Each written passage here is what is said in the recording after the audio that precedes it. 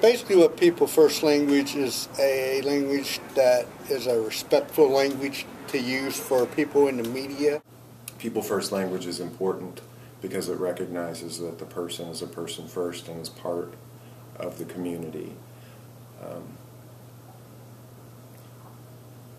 I believe that people with disabilities are the community, not marginalized, separated. They're not the disabled. They are us.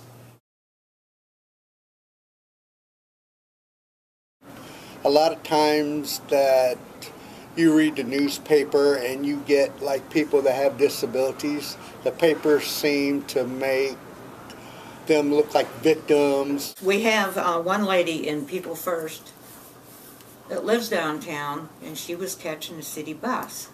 She has seizures. As she was getting on the bus, she had a seizure, and hers are bad enough that she falls to the ground. She even wears a helmet for protection. While the newspaper was there, they wrote an article, and it said she's a victim and she suffers from seizures. And she wrote a letter to the paper asking if they would do an interview with her and let her explain how they should have written it and how she feels about her disability, and they said they weren't interested.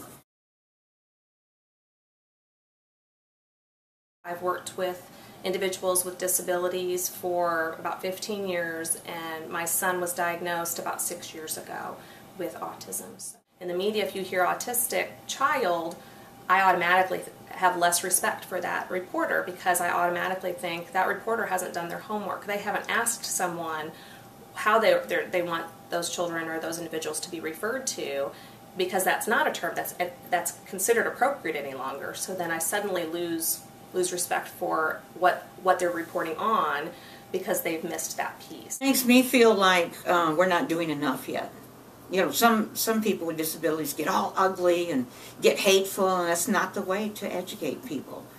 People aren't doing, you know, they're not using wrong terms to be hateful, or they don't know. It makes me sad because I think that, like, when I think about my sister and all the things that she has to offer the world and all the things that she has to really bring to the table, I don't think that her disability takes precedent before that. Like, I hate it, really. I mean, a lot of times when you look at a person, just because they have a disability doesn't give you the right to sit there and write a story about them and then say hurtful things about them.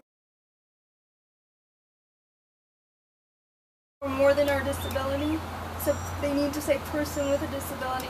And the wheelchair bound, I'm not bound to my wheelchair. I'm not a prisoner of this chair, and it's actually a source of freedom and independence for me, so a wheelchair user. I also don't like someone to overcome their disability. I don't like that very much. They're just people who happen to have a disability. I mean, it's just like any other descriptor, but it's not like you should make a big deal out of it. first, really get to know the person that you're writing the story about.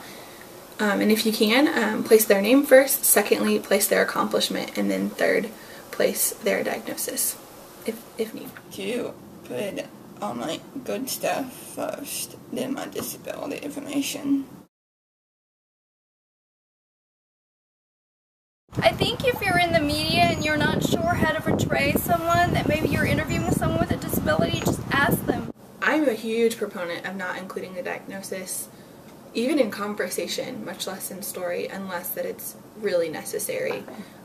Most people with disabilities like to share their diagnosis because it kind of gives them a conversation piece and also allows for them to explain, like, I speak funny because I have a speech problem or so on. But I really am a huge advocate for, unless it's absolutely necessary, don't include it. Words matter, and the words that are used affect people. Words that are used in the media are what the general public view as the appropriate words to use. When a reporter or when someone who is talking about other individuals say from their own personal opinion that I see no issue in this or this is no big deal, unless you're an expert or you actually have a child with a disability or you are an individual who has a disability, it shouldn't just be expected. You shouldn't just have an idea as to this is what I think, so so therefore I'm going to use this, because you wouldn't do that with any other population, any other race or culture or anything of that nature. So my biggest advice would be just to ask that group. Try to walk in our shoes, see how it feels to have a disability, and us write papers about you.